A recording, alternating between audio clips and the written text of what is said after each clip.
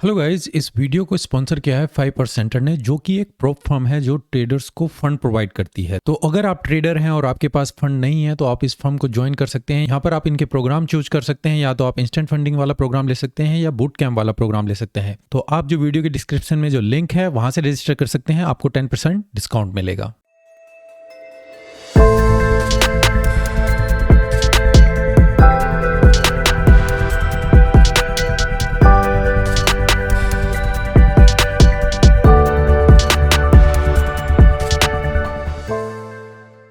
Hello guys, welcome to forex salary channel और इस forecast market analysis में आपका स्वागत है। तो सबसे पहले फोरकास्ट में जाने से पहले मैं ये बताना चाहूँगा, तो पिछले महीने का हमारा डेमो चैलेंज है, अभी उसका रिजल्ट आने में थोड़ा टाइम है।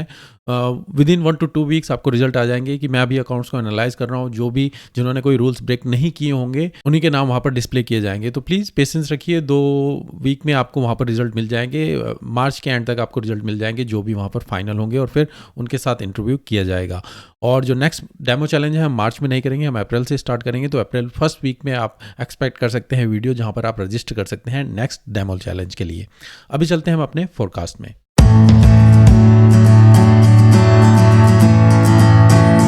तो सबसे पहले हम यहाँ पर हैं मेरी वेबसाइट पर forexsalaryconnect.com पर, और ये फॉरेक्स कैलेंडर सेक्शन में आप जा सकते हैं। तो पहली न्यूज़ है जो मंडे को है, कैड के ऊपर आप देख सकते हैं वो काफ़ी वोलेटिल न्यूज़ रहेंगी, और आने वाले हफ्ते में आपको काफ़ी वोलेटिलिटी मिलेगी क्योंकि 3 बैंक रेट के डिसीजन है जो आने वाले हैं। पहला ऑस्ट्रेलियन डॉलर के ऊपर, दूसरा है कैड के ऊपर, और तीसरा है जापानीज येन के ऊपर। तो तीनों पेयर्स में आपको काफ़ी वोलेटिलिटी रहेगी।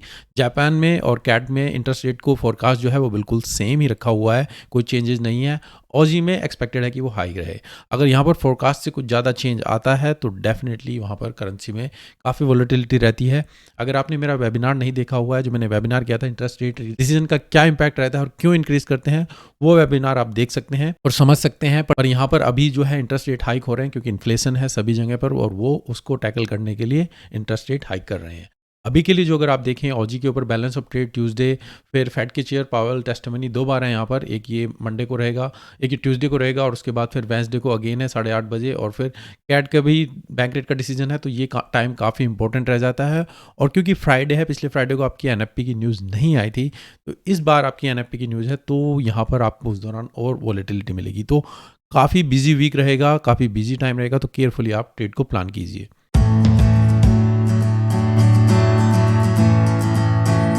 अब करेंसी स्ट्रेंथ में देखें गाइस, तो हम यहाँ पर एनालाइज कर रहे हैं। यूएसडी काफ़ी टाइम से स्ट्रॉन्ग चल रहा है, पाउंड में थोड़ी यहाँ पर डाउन मूवमेंट आई है, पर पाउंड भी स्ट्रॉन्ग है और यूरो भी स्मॉल। तो मैं कहूँगा स्विस फ्रैंक, कैड, यूरो एक तरीके से कहीं न्यूट्रल कैटेगरी में है। जो स्ट्रॉन्ग है यूएसडी और पाउंड, और जो वीकनेस आप देख रहे हैं वो जापानीज येन, ऑजी में देख रहे हैं। एनजीडी भी थोड़ा वीक डायरेक्शन में ही है। ये स्ट्रेंथ चेंज होती रहती है जैसी मूवमेंट आप आती है, पर ये डेली के बेस पे है, तो हम इसके बेस पे फोरकास्ट कर सकते हैं कि आने वाली मूवमेंट किस तरीके की होगी। और अगर हमारे सेटअप मिलते हैं अकॉर्डिंगली, फिर आप इसके अकॉर्डिंग अपनी करेंसी पेयर्स में सेटअप देख सकते हैं।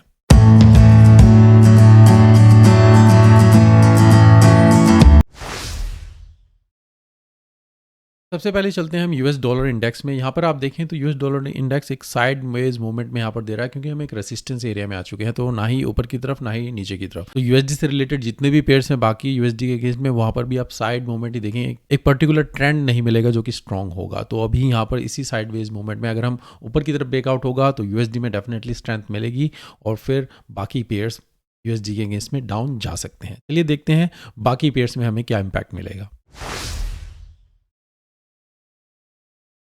सबसे पहला पेयर गाइज हमारा यूरो यूएसडी। यहाँ पर हमें पिछले हफ्ते के फोरकास्ट में, और मैंने आपको बताया था 25 फरवरी के आसपास, कि हम यहाँ पर एक सपोर्ट एरिया में आ चुके हैं। मार्केट कंटिन्यूसली डाउन में। अब यहाँ पर आप एक रिट्रेसमेंट देख सकते हैं, और अगर आप यहाँ पर शॉर्ट टर्म के लिए बाय देखना चाहें तो देख सकते हैं। टारगेट इस जगह पर रखिएगा, और फिर इस एरिया में आप यहाँ पर शॉर्ट की अपॉर्चुनिटी देखेंगे। आप देखिए मार्केट इसी के बाद रिट्रेसमेंट पुल बैक करना शुरू किया, और जब इस एरिया में पहुंची एकदम से स्ट्रॉन्ग पुल बैक, तो दोनों अपॉर्चुनिटी आपके साथ में थी, और अभी भी मार्केट इस एरिया में बनी हुई है। अब आने वाले हफ्ते में यूरो यूएसडी में हम क्या देख सकते हैं, तो यूएसडी पूरी तरीके से स्ट्रेंथ में है, यूरो भी रिकवर करने की कोशिश कर रहा है, जो आप यहाँ पर देख सकते हैं।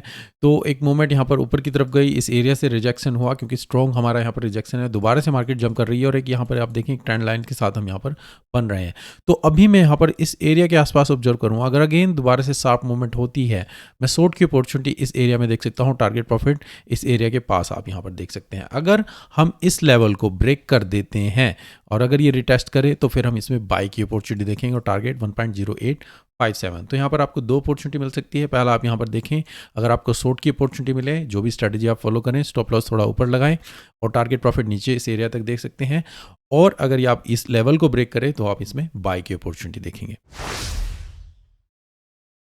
दूसरा पेयर गाइस हमारा पाउंड यूएसडी, पिछले हफ्ते का फोरकास्ट, इसमें हम यहाँ पर थे 25 फरवरी के आसपास। मैंने कहा था हम एक रेंज में चल रहे हैं, यहाँ पर कुछ ज़्यादा मूवमेंट नहीं मिल रही है, सभी एक रेंज के अंदर। अगर आप स्मॉल टाइम फ्रेम में ट्रेड करें तो वहाँ पर आप इसको ट्रेड कर सकते हैं। यहाँ से मैंने बोला था कि रिट्रेसमेंट होगी, इस एरिया के आसपास देख सकते हैं, कुछ भी पुल बैक नहीं तो फिर आप डायरेक्टली मूवमेंट ऊपर की तरफ देखेंगे। तो आप देखिए रेंज के अंदर ही मार्केट यहाँ पर मूव कर रही है, buy the dip and sell the high, उसी स्ट्रेटजी के हिसाब से आप यहाँ पर टारगेट रख सकते हैं। अब आने वाले हफ्ते में पाउंड यूएसडी में हम क्या देख सकते हैं, तो जैसे मैंने बोला हम एक रेंज में यहाँ पर चल रहे हैं, एक स्ट्रॉन्ग पुल बैक। यहाँ पर देखिए कितनी अच्छी स्ट्रेंथ है, ये एकदम से पुल बैक दिया, अब यहाँ पर आ चुके हैं।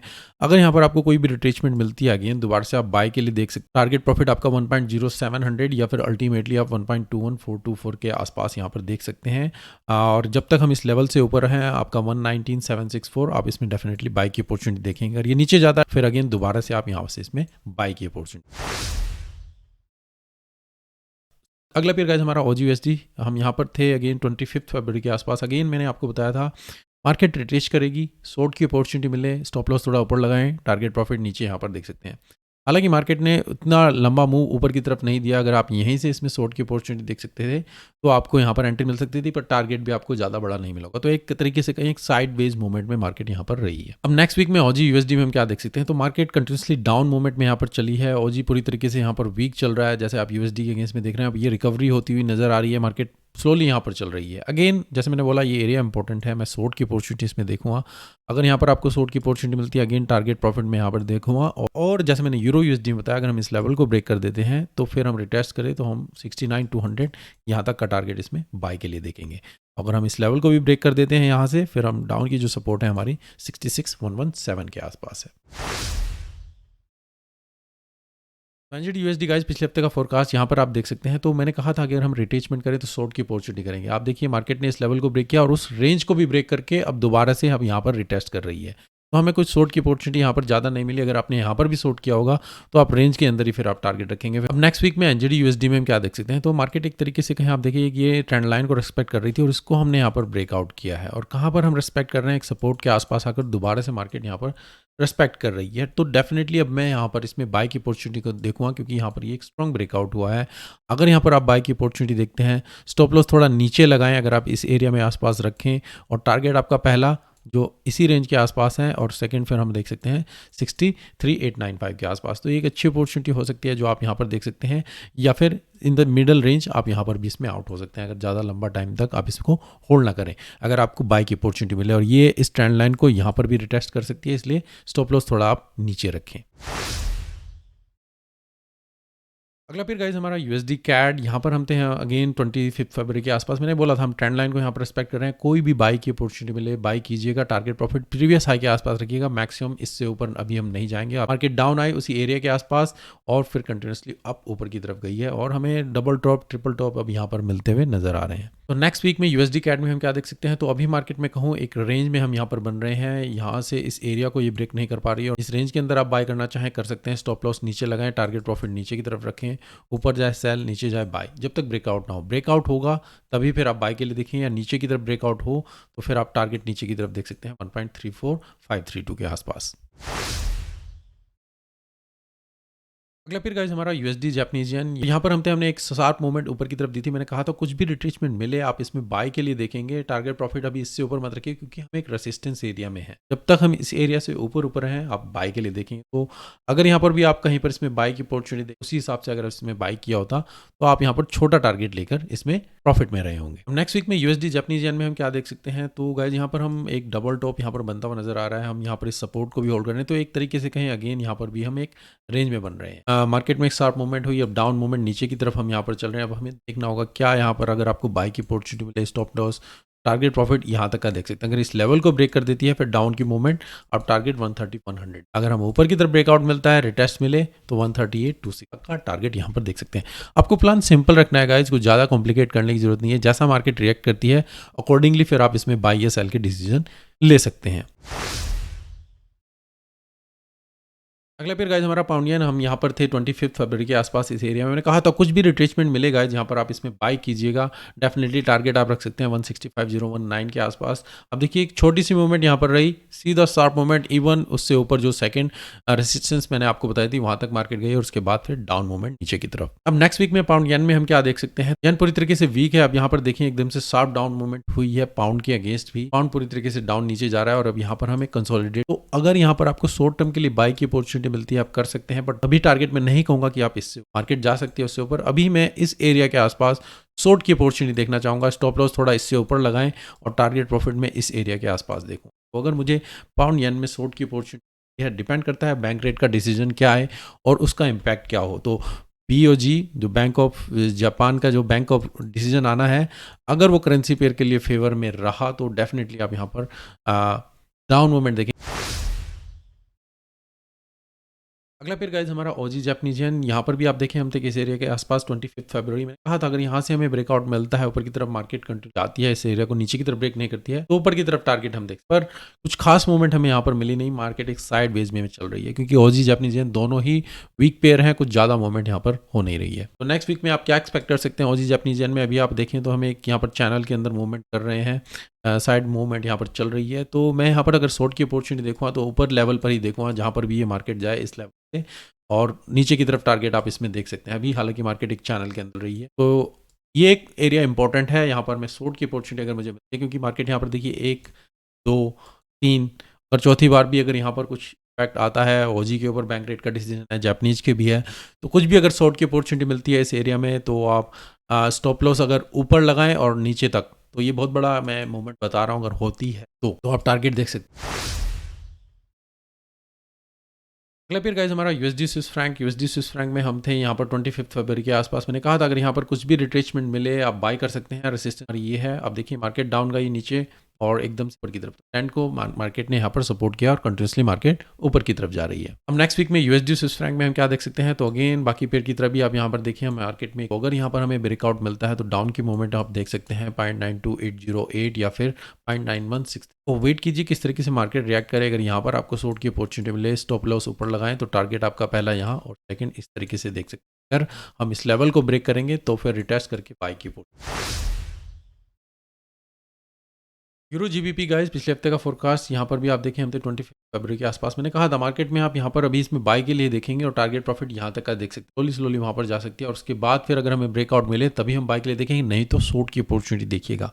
और आप देखिए उसके बाद शार्प डाउन मोमेंट आपको ट्रेंड लाइन बताई थी उसी के आसपास मार्केट पर आ चुकी है। नेक्स्ट वीक में यूरो पाउंड में हम क्या देख सकते हैं, तो एक शार्प मोमेंट हुआ है गाइस यहाँ पर एक सपोर्ट एरिया में आसपास और मार्केट नीचे डाउन मोमेंट में यहाँ पर आ रही है। मेनली जो एरिया है वो ये इंपॉर्टेंट एरिया है, मैं यहाँ पर बाय की वो इस एरिया से भी हो सकती है, वो यहीं पर भी हो सकती है। स्टॉप लॉस थोड़ा मैं नीचे लगाऊंगा और मुझे कोई बाय की अपॉर्चुनिटी मिलती है तो टारगेट प्रॉफिट मेरा 89 के आसपास हो सकता है और अल्टीमेटली 952। तो यूरो पाउंड में मैं बाय की अपॉर्चुनिटी देखूँ अगर मुझे यहाँ पर कुछ अच्छा सेटअप मिलता है।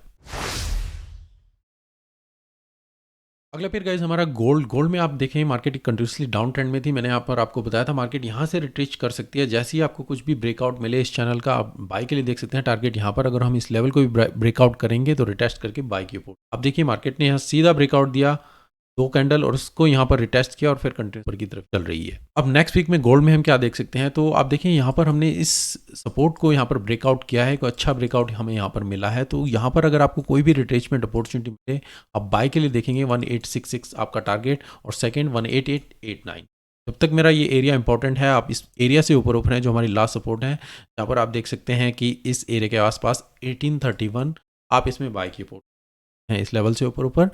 और न्यूज़ के ऊपर भी ख्याल रखिए, जो आने वाले हफ्ते में एनएफपी की न्यूज़ है और जो वो उनका इम्पैक्ट भी यहाँ पर काफ़ी हो सकता है। तो ऊपर तक का टारगेट अभी मैं 1890 के आसपास देखूँ।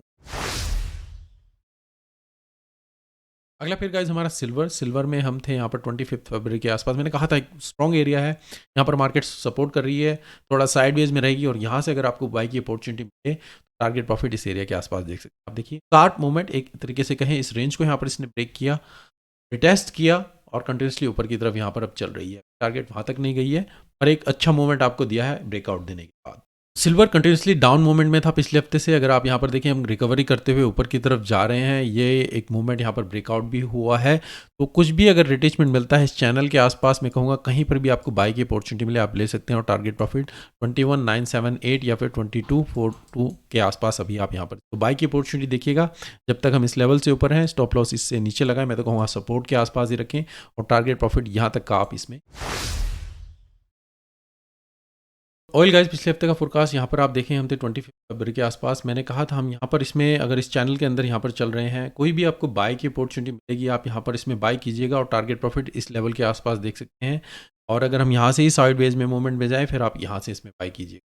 तो ये देखिए एक अच्छी मूवमेंट यहाँ पर आपको बाय की अपॉर्चुनिटी मिली इस एरिया के आसपास। स्टॉप लॉस मैंने आपको नीचे बोला था और टारगेट प्रॉफिट इस एरिया के आसपास। और अगर इससे भी ऊपर जाता है, मैंने कहा था अगर ब्रेकआउट हो, रिटेस्ट करे, बाय कीजिए। यहाँ पर देखिए ब्रेकआउट हुआ, रिटेस्ट किया और कंटिन्यू। तो एक बहुत अच्छा सेटअप आपको ऑयल में यहाँ पर मिला होगा अकॉर्डिंग टू पिछले हफ्ते के फोरकास्ट के हिसाब से। अब आने वाले हफ्ते में ऑयल में हम क्या ऑब्जर्व कर सकते हैं, तो हम यहाँ पर एक रेसिस्टेंस एरिया में आ चुके हैं। एक शार्प मूवमेंट हमें ऊपर की तरफ यहाँ पर मिली है। यहाँ पर हमें वेट करना हो मार्केट किस तरीके से रिएक्ट करती है। क्या इस लेवल को ब्रेकआउट करे तो ऊपर की तरफ फिर हम जाएंगे, नहीं तो यहाँ पर वेट कीजिए, आपको शार्प मूवमेंट दे सकती है। तो मेरे लिए जो इंपॉर्टेंट रहेगा, ये एरिया इंपॉर्टेंट रहेगा 77 के आसपास। जब तक मार्केट इस लेवल से ऊपर है, आप इसमें बाय के लिए देख सकते हैं। रिटेचमेंट कहाँ पर हो, इस चैनल के अंदर हो या इस एरिया के आसपास। अगेन इस लेवल को ब्रेकआउट करेंगे, फिर हम कंटिन्यूसली बाय के लिए। अगला पेयर गाइस हमारा बिटकॉइन। यहाँ पर आप देखें, हम थे 25 के आसपास। मैंने कहा था यहाँ से बाय की अपॉर्चुनिटी देखिएगा और टारगेट प्रॉफिट इस लेवल के आसपास। अगर हम इस लेवल को ब्रेक करेंगे तभी कंटिन्यू जाएंगे, नहीं तो नीचे की तरफ मूवमेंट हो सकती है। वो यहाँ से भी डाउन नीचे इसी लेवल के आसपास गई और फिर डाउन मूवमेंट। बिटकॉइन में काफ़ी लोगों में, जो बड़े इन्वेस्टर में यही कन्फ्यूजन चल रही है कि ये प्राइस कहाँ पर जा रहा है। कुछ डायरेक्शन अभी नहीं मिल रही है, एकदम से शार्प मूवमेंट होती है और फिर एकदम से डाउन मूवमेंट नीचे की तरफ और फिर मार्केट डेड हो जाती है। तो नेक्स्ट वीक में आप यहाँ पर देख सकते हैं बिटकॉइन में क्या हुआ। मार्केट में एक मूवमेंट हुई, शार्प डाउन मूवमेंट और फिर डेड, कुछ मूवमेंट नहीं हो रही है। अब अगेन दोबारा से अगर ये रिट्रेसमेंट कहाँ तक जाती है, अगेन मैं कहूँगा सेल की अपॉर्चुनिटी आप इसमें देखें और टारगेट प्रॉफिट 1143 के आसपास। हम इस लेवल को अगर ऊपर की तरफ ब्रेक करेंगे तभी मैं इसमें कहूँगा बाय की पोर्टा, नहीं तो आप इसमें सेल की अपॉर्चुनिटी। तो रिट्रेसमेंट का वेट कीजिए, ये कहाँ तक जाती है। कुछ ऊपर की तरफ यहाँ पर मूवमेंट मिले तो यहाँ पर आपको सेल की पोर्ट या फिर मार्केट यहीं। अगला फिर गाइस हमारा इथेरियम सेम बिटकॉइन की तरह ही, यहाँ पर भी आप देखें चैनल को ब्रेकआउट किया, ऊपर की तरफ गई जो टारगेट आपको बताए थे और फिर उसके बाद डाउन मूवमेंट। आने वाले हफ्ते में हम यहाँ पर क्या ऑब्जर्व कर सकते हैं, कुछ मूवमेंट नहीं हो रही है। अगेन रिट्रेसमेंट है, अब ये साइड वेज में चले या ऊपर की तरफ जाए। अगेन ये एरिया इंपॉर्टेंट है, जब तक हम इससे नीचे नीचे आप शॉर्ट की अपॉर्चुनिटी देख सकते हैं। टारगेट 1480 के आसपास यहाँ पर यहीं से डाउन नीचे जा सकती है या कुछ थोड़ी और रिट्रेसमेंट दें, बाद फिर आपको डाउन मूवमेंट।